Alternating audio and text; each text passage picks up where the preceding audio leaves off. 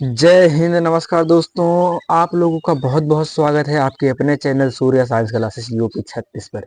दोस्तों, आज हम 12th फिजिक्स के जो पहला चैप्टर है वैद्युत आवेश तथा क्षेत्र का दूसरा लेक्चर पढ़ाने जा रहे हैं। दूसरे लेक्चर में हमारा टॉपिक है अध्यारोपण का सिद्धांत।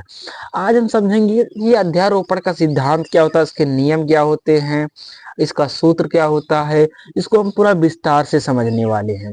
तो सबसे पहले आप हमारे वीडियो को लाइक करके चैनल को सब्सक्राइब कर दीजिए और अपने दोस्तों के पास शेयर कर दीजिए। चलिए हम वीडियो को प्रारंभ करते हैं। जैसे यहाँ पर है अध्यारोपण का सिद्धांत। अध्यारोपण का सिद्धांत यानी कि एक नियम है। सिद्धांत मतलब एक थ्योरी है, नियम है। इस सिद्धांत के अनुसार किसी आवेश पर परिणामी बल अन्य आवेशों द्वारा लगाए गए कुल बलों के सदिश योग के बराबर होता है। यानी कि ये सिद्धांत ये बताता है कि किसी आवेश पर जो परिणामी बल होगा वो अन्य आवेशों द्वारा लगाए गए कुल बलों के सदिश योग के बराबर होगा। जैसे यहाँ पर कोई प्लस क्यू आवेश है या Q1 आवेश है, Q1 आवेश है, तो इस पर जैसे अगर 4-5 आवेश बल लगा रहे हैं, Q1, Q2, Q3,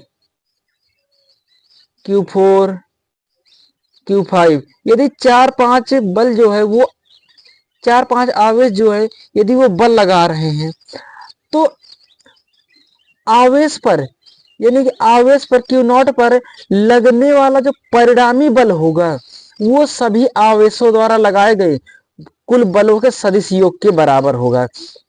यानी कि Q0 पर जितना बल लग रहा है वह Q1, Q2, Q3, Q4, Q5 बलों के द्वारा लगाए गए बल के योग के बराबर होगा। जैसे अगर आप वहां पर खड़े हैं और आपको 10 लोगों ने 10-10 रुपए दिया तो आपके पास कुल पैसा कितना हुआ, 10 लोगों द्वारा दिए गए कुल पैसों के योग के बराबर हो गया। तो वैसे ही Q0 जो है बीच में है और इस पर सभी आवेश बल लगा रहे हैं, तो Q0 पर लगने वाला परिणामी बल जो होगा वो सभी आवेशों द्वारा लगाए गए बल के योग के बराबर होगा।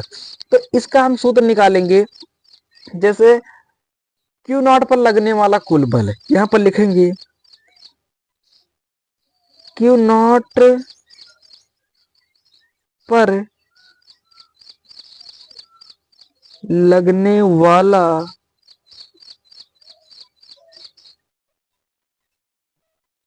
कुल बल, कुल बल यदि हम ज्ञात करें तो बल को F से दर्शाते हैं और Q0 है तो F0 हो जाएगा, Q0 है तो F0 हो जाएगा और Q1, Q2, Q3, Q4, Q5 है तो F1 plus F2 plus F3 plus F4 plus F5 और इसी तरह से बढ़ता चला जाएगा। यानी कि आवेश पर लगने वाला बल F0 बराबर हो जाएगा F1 plus F2 plus F3 plus F4 plus F5।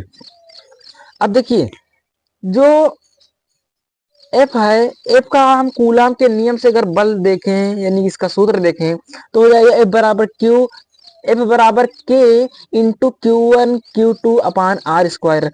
तो हम इसे अगर F0 के स्थान पर बल का मान रखें और F1 के स्थान पर बल का मान रखें, सभी स्थानों पर यदि हम बल का कूलाम के नियम के अनुसार अगर बल का मान रखें तो क्या होगा, देखिए यहाँ पर हो जाएगा K0 Q1 Q2 R square